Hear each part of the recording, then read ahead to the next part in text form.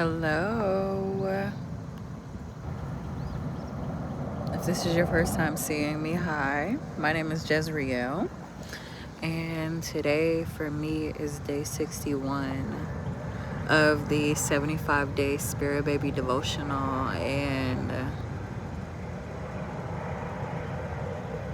I'm grateful to be in this space. I have been feeling some really big feelings today. Just processing a lot of feelings when it comes to being a woman, being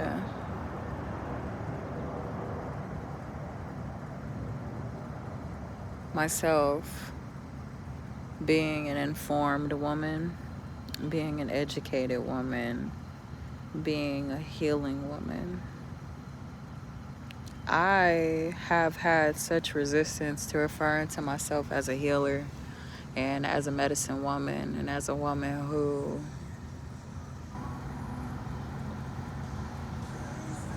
who enjoys that work, who has been called to do this work. And I think it just has everything to do with just my wounding of being a person and being a soul. I resonate so deeply with being an old soul that some of my wounds from my past life creep into this life, and it's such an honor to hold all those variations of soul in the sunlight.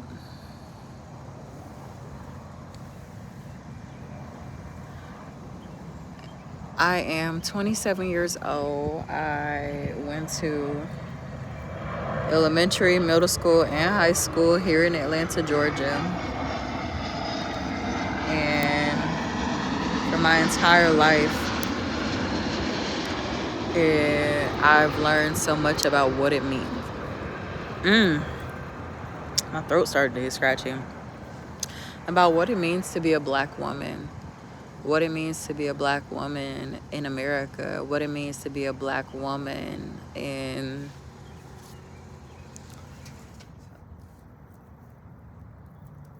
this world. I've learned so much about racism. I've learned so much about structural racism, systematic racism, passive racism, quiet racism, and it's greatly affected me.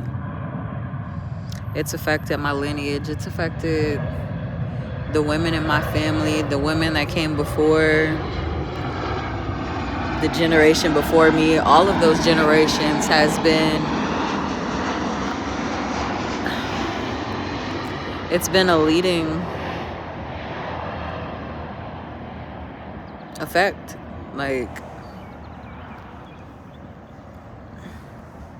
the color of my skin, the color of the women's skin who I am kin to, there's just so much that goes into it. And some parts of me have had to find what it means to be soulfully myself and follow my soul, and also honor what it means to be flesh and bone of me, what it means to be flesh, blood, bone as a black woman, and that not be the center of my identity, but have respect of it because it matters. When I first joined the birthing world,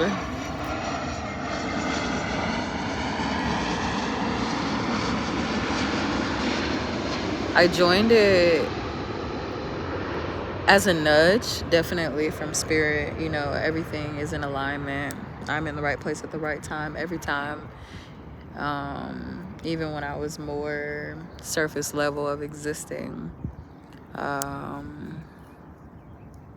was recommended to me, and I knew doula sisters. I knew women who were doulas, so it that just was what it was. And I learned something about the Black maternal health crisis. I learned about the Black maternal health crisis, and I learned the way it was structurally built. And I learned about how it was structurally built. I learned about how it is perpetuated, and about how alarming it is, about the importance of advocacy because of its existence. And it feels as though I've been trying to find my voice in it. Something that I've had to really sit with in my journey of owning my power, expressing my power, feeling into my power as woman, as entrepreneur, as doula, as sacred birth worker, is the duality of being someone who I don't dislike white people, and I have found great love for white people, for people that are not Black people, for European people, people of European descent, and I mean deep love. And that has been so jarring to my soul, and I've almost felt like I've been betraying my ancestors in a way. And I've had people kind of say that to me, and feel that way about my presence, that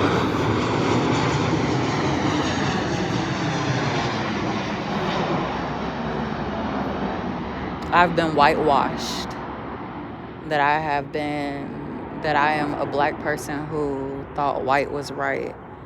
And that has been hard to move past, because a part of me felt it too. So, you know, like, things don't affect you unless you identify with it. And the truth is that I am my own person. And a part of my journey as soul is loving from my soul, loving people at soul level, loving people at kindred spiritness, and really honoring that. Now, there is discernment. There is true discernment that needs to be cultivated as a woman who moves around in white spaces, because some white spaces are not safe. And I've learned that also isn't at the root of why I love people or the spaces that I go into. It's not a fear that I lean so deeply into. And that's a big one for being a Black woman, especially just for my lineage in general.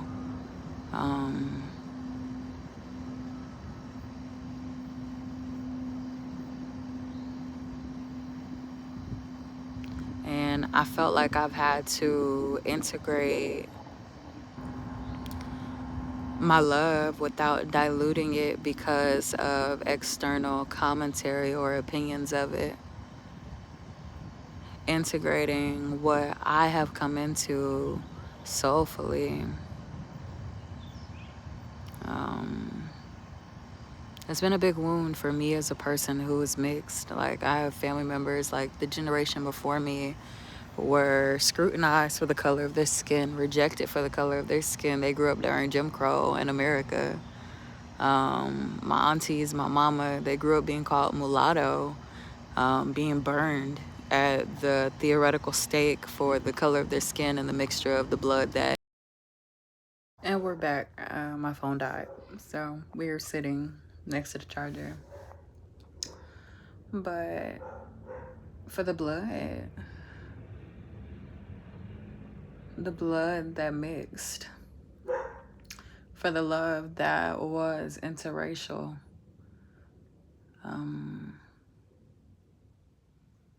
It was illegal. It was illegal for my grandmother and my granddaddy to be married, and they still carried their talents to get married.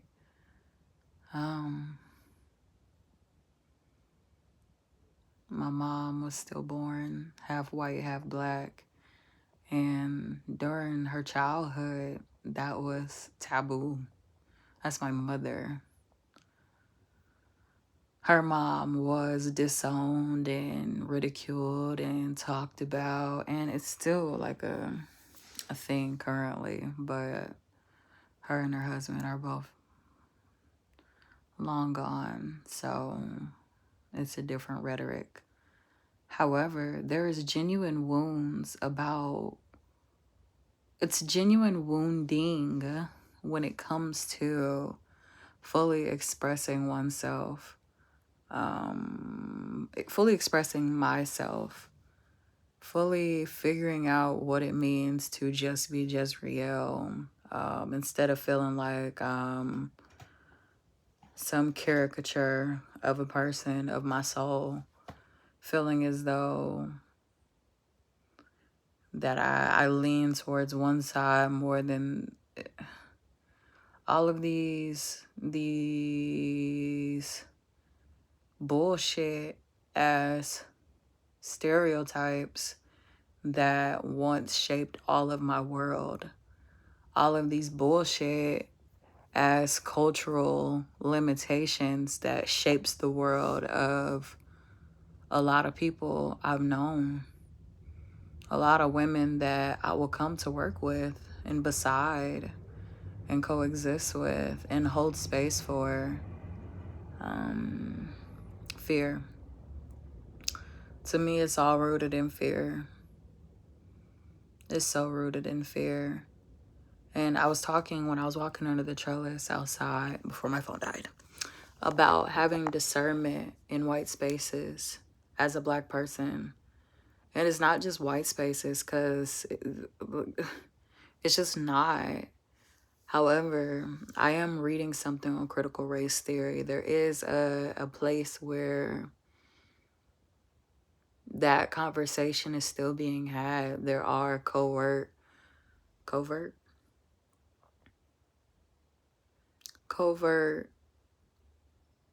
arguments, spiritual debt when it comes to the conversation upon Black versus white. And that's such a dark conversation, because it's really deeper than I'm better than you. It's rooted in a lot of unprocessed, unexpressed, undealt with feelings. It's rooted in a lot of shit. It's rooted in shame. It's rooted in a lot of calloused over hurt and the need to go back and soul retrieve. There are so many souls that are just lost in the sauce that is America's bloody ass hatred. The divide upon cultures. It's a cultural divide. It really fucking is. And it's really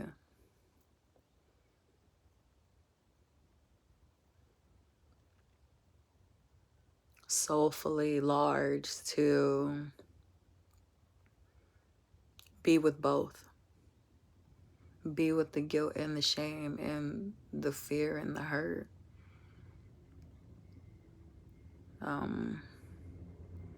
Of carrying both lineages in my being as a person.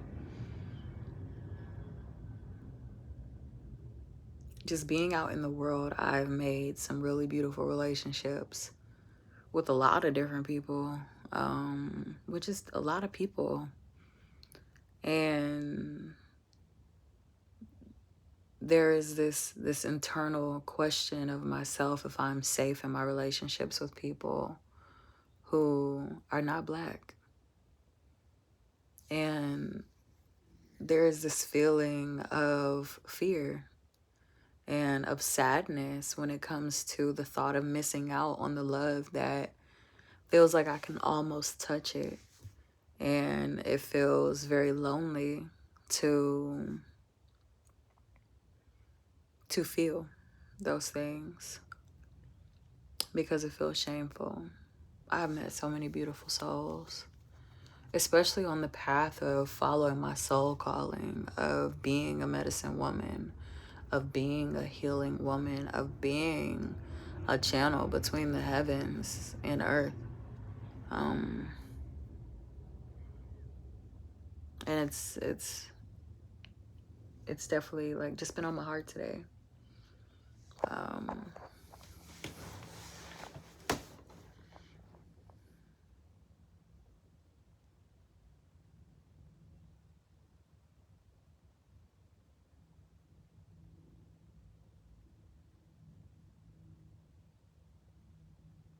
Because it really shouldn't matter.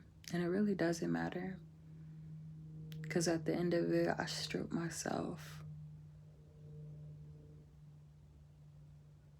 When I have been in circle with women, especially my sacred birth, mentorship sisters, I've come soulfully bare. I bare my soul for healing, for releasing what has confined me. And I felt the most confined by the limitations of the people around me. There's so much fear rhetoric around being someone who loves. I just love people. I remember when I first went to Sweden, it was a solo trip. And there was this fear that one of my sisters, we were on the phone when I first landed, and she was like, "You're the only Black one there? You're not like scared for your life?" Because there have been stories just in the media that says like when you're the only Black person in a group of white people, you're more likely to die. And that is a fear that's irrational. Because the truth is, I had such a total polar opposite experience. I felt at still in my body.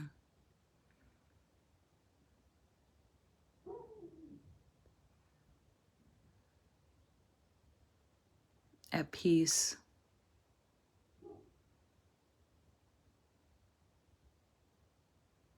Even if it was just for a little bit.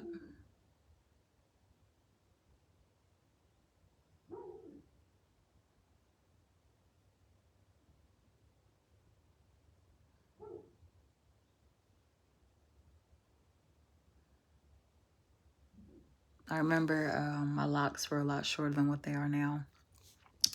And this isn't a connection I have anymore either. But I remember this person touching my hair and was just like, "Oh, you finally nappy now like us." Because my hair is looser. I have like a 3A hair texture. And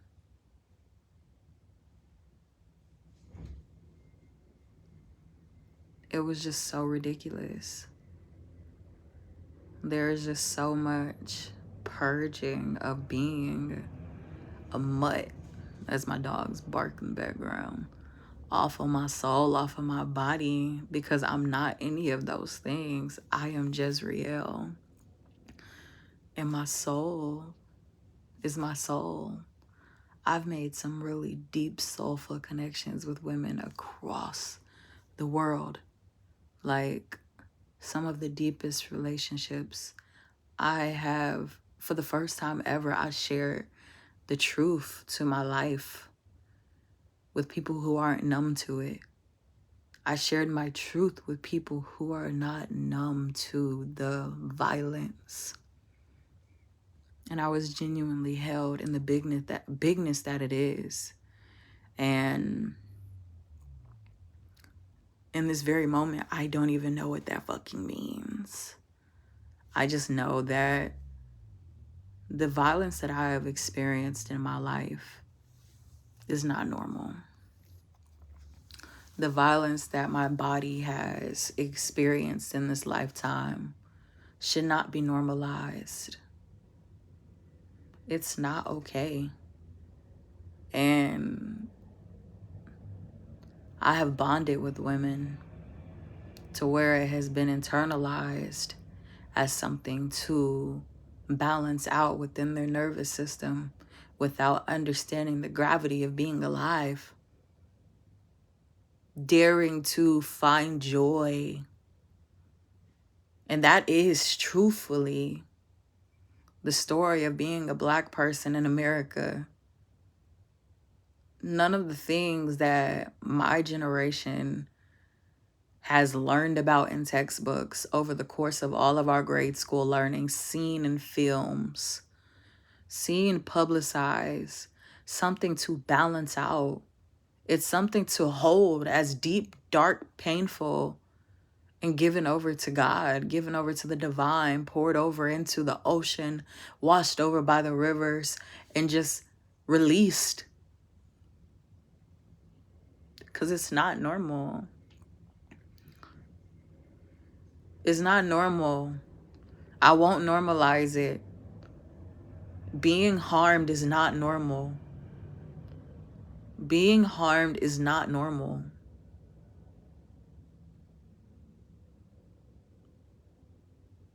Healing from it alone is not normal. Healing from it alone is hard. Carrying it by oneself is hard.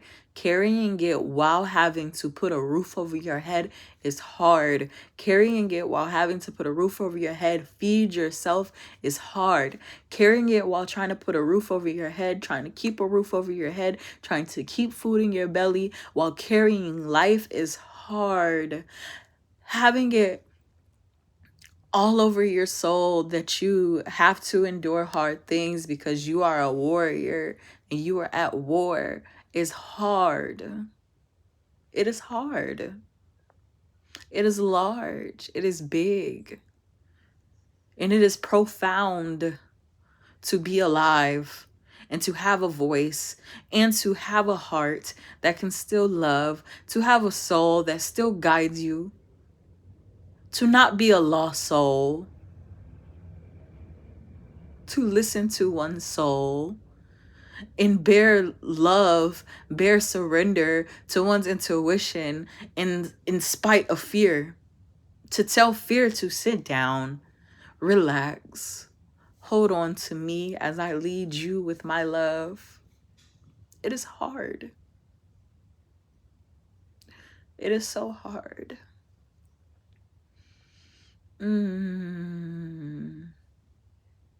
Yeah. To bear the burden of being a woman, not just a woman, because women have been being killed and targeted and prosecuted and thrown under the bus and hung and burned for centuries. To be a Black woman who's been objectified, over-sexualized, used, abused, discarded, discriminated against, rejected.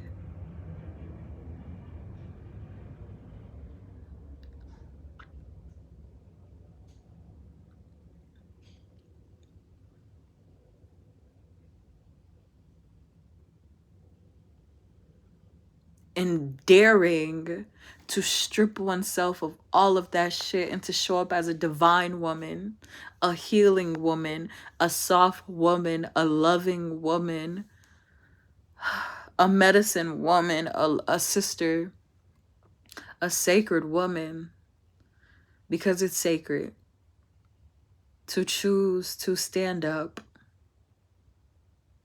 and walk back home to the soul with other women.